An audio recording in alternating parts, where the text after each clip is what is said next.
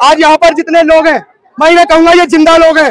अरे जो लोग अपने घरों में बैठे हैं और अपने घर की बेटी और बच्चे का इंतजार कर रहे हैं कि हमारे 2 बच्चे मार दिए बदायूं में, हमारी बच्ची के साथ जो हुआ, जब तक हिंदू समाज या तो आज मर लो या कल मर लो, या अपने बच्चों को मरते हुए देख लो, या तुम लाठी उठा लो, क्रिया की प्रतिक्रिया जब तक नहीं होगी कि आज नहीं जागे तो कभी नहीं जाग पाओगे।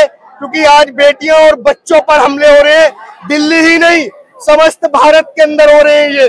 और ईंट का जवाब पत्थर से जब तक नहीं देंगे, ऐसे धरने प्रदर्शन होते रहेंगे। और जागना होगा हिंदुओं तुम्हें। अगर कायरों की तरह कायरों से डर कर बैठोगे, क्योंकि आज आप नहीं निकले तो कल का नंबर आपका है, 100% आपका नंबर है।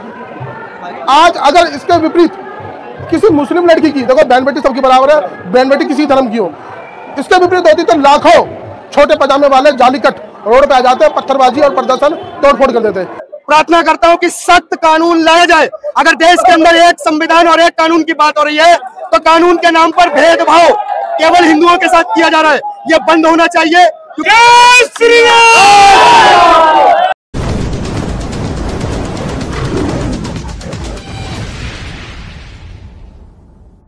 जय श्री राम, जय गौ माता की।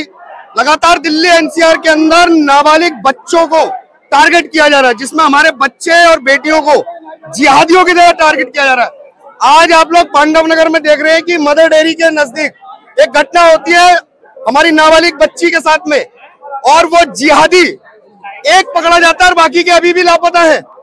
प्रशासन यहाँ पर इस महापंचायत के लिए धारा 144 का बोर्ड लगाती है बाहर, और इस पंचायत को रोकने के लिए हिंदुओं की कि हम लोग अपनी बात आगे ना पहुंचा पाए, इसके लिए इतना बड़ा फोर्स खड़ा कर दिया। मैं पूछना चाहता हूं कि सदैव हिंदुओं को डराने वाली सरकारों, कानून का भय हिंदुओं को दिखाने वालों, आज आप लोग क्यों नहीं बता रहे हो कि देश के अंदर नारी का सम्मान केवल हिंदुओं ने किया, कानून का सम्मान केवल हिंदुओं ने किया, लेकिन जो कानून का खिलवाड़ कर रहा है, हमारी बहन बेटी और हमारे नाबालिग बच्चों को टारगेट कर रहा है, सरकारें क्या कर रही है? क्या कोई कानून अभी तक क्यों नहीं उस पर आ रहा है? आप एक बात बता दीजिए, सिर्फ आज यहाँ पर जितने लोग हैं, मैं ये कहूंगा ये जिंदा लोग हैं। अरे जो लोग अपने घरों में बैठे हैं और अपने घर की बेटी और बच्चे का इंतजार कर रहे हैं, तो आप लोग मृत जीवन के समान जी रहे हैं।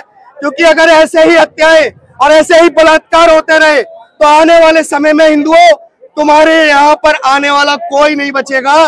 क्योंकि तुम लोग लगातार पूरे भारत के अंदर जिहादियों के द्वारा आपकी संस्कृति को टारगेट किया जा रहा है, आपको टारगेट किया जा रहा है। एक बात बताइए कि आप कह रहे हैं कि हिंदुओं को रोकने का काम कर रही है प्रशासन, लेकिन वही और सरकारें और विपक्ष खड़ा होकर के ये कहता है कि सरकार ही हिंदुओं की चल रही है। देखिए, ये जुमले हैं, ये विक्टिम कार्ड है। जिसके 70 से 75 साल सरकार चली है, आज भी सिस्टम उनका है, उन्हीं के शरण दिए अपराधी आज भी हमारी बहन बेटियों के साथ गलत कर रहे हैं। मैं गृह मंत्री अमित शाह जी से, माननीय नरेंद्र मोदी जी से प्रार्थना करता हूं कि सख्त कानून लाया जाए।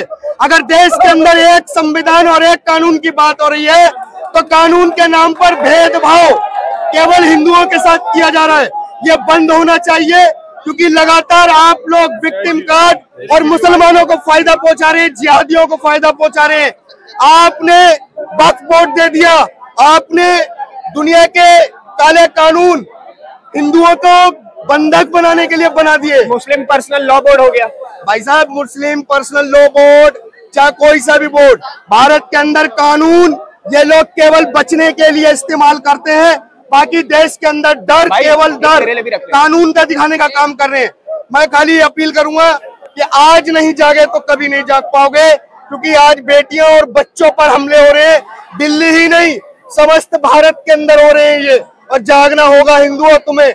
अगर कायरों की तरह कायरों से डर कर बैठोगे, क्योंकि जो लोग ये काम कर रहे हैं वो कायर है, वो लोग कायर हैं, और कायरों से डरने वालों तुम्हें अपने घर से निकलना होगा, कायर बन के नहीं बैठना होगा।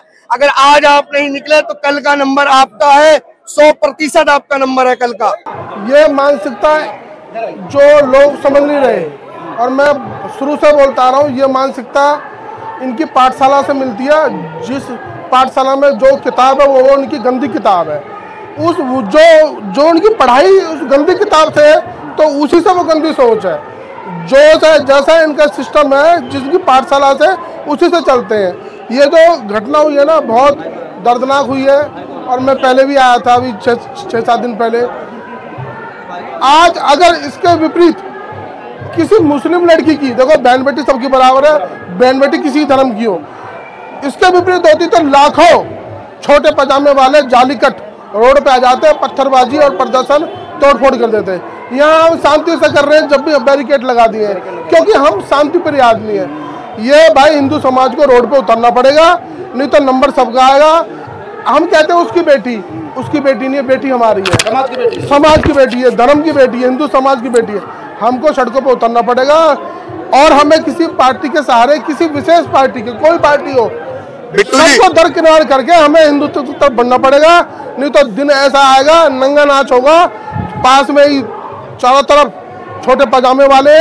अभी तो घर में घुस के कर रहे हैं, ये रोडों पर भी करेंगे। जैसे कश्मीर में उल्टा लटका दिया था ना हमारी माताओं बहनों को, और स्तनों पे शराब डाल के ऐसे पीते थे, वो दिन दोबारा आएंगे अगर नहीं जागे तो। बिट्टू जी, आप एक तरफ देखते हैं कि एक दुर्दांत अपराधी के जनाजे में हजारों की संख्या में लोग पहुंचते हैं, और एक नाबालिग बच्चों के हत्यारे की जनाजे में हजारों की संख्या में पहुंचते हैं।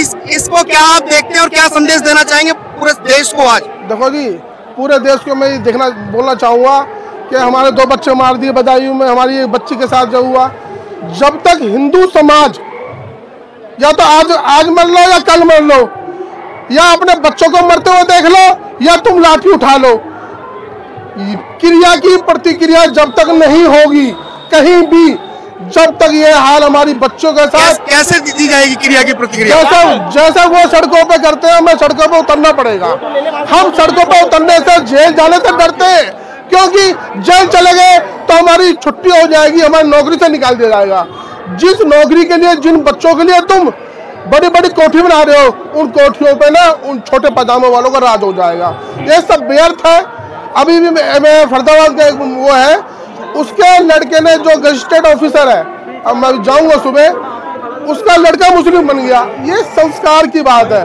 हमें अपने बच्चों को संस्कार देने पड़ेंगे, और ईंट का जवाब पत्थर से जब तक नहीं देंगे, ऐसे धरने प्रदर्शन होते रहेंगे। और सबसे बड़ी बात, दिल्ली के लाखों आदमी है, लेकिन आप सनातनी भाई हैं, वो आए यहाँ पे, हमारी जरूरत ही नहीं थी यार। पड़ोसी, कॉलोनी, मोहल्ला, हम ये सारे पहले होने चाहिए। हम दूर दूर से लोग आ रहे हैं, लोग तमाशा देख रहे हैं, एसीओ में बैठे, क्यों? बच्चे उसकी है। जब उसके नंबर आया, फिर उन लोगों को हिंदू संगठन याद आते हैं, कहाँ मर गए। तो भैया, समाज की बेटी सबकी है। जब तक क्रिया की प्रतिक्रिया नहीं होगी, यहाँ हो, बदायूं हो या अन्य क्षेत्र हो, ये होता रहेगा। तो आप ये मानते हैं कि आप देश में हिंदुओं को सामाजिक बहिष्कार कर देना चाहिए भाई? ऐसे जिहादियों का इनको तो करना चाहिए हर तरीके से। इनके तो ना तो बाल कटवाए, ना कपड़े खरीदे, यानी कि जो आर्थिक बहिष्कार है सारे होने चाहिए। लेकिन क्या है, हम उसका बहिष्कार भी नहीं करते। क्यों? ये तो बहुत अच्छा है, ये तो राम राम करता है। उनका मतलब ये है, भाई जहाँ तुम्हारी संख्या कम है वहां इनसे संधि करो, भाईचारा करो। जहाँ पे तुम ज्यादा हो, उन पर कुफ्र करो, अत्याचार करो, उनकी संपत्ति छीनो, उनकी बहन बेटी छीनो, उनकी जमीनें छीनो। ये हाल है इनका भाई। हम कहते हैं ये तो कोकला बन जाता है, ये वैष्णो देवी जाता है, ये ढकोसले में रह रहे हैं, ये हमारे साथ रोटी खाता है। ये पजामा दिमाग का जो उतार दो, और जिहादी होता है, उसको उसी नजर से देखो। एक दाल बेचने वाला से लेके जामा मस्जिद से लेके और बकरुद्दीन तक सारे एक ही हैं। ये आपको समझना पड़ेगा, आज नहीं तो कल।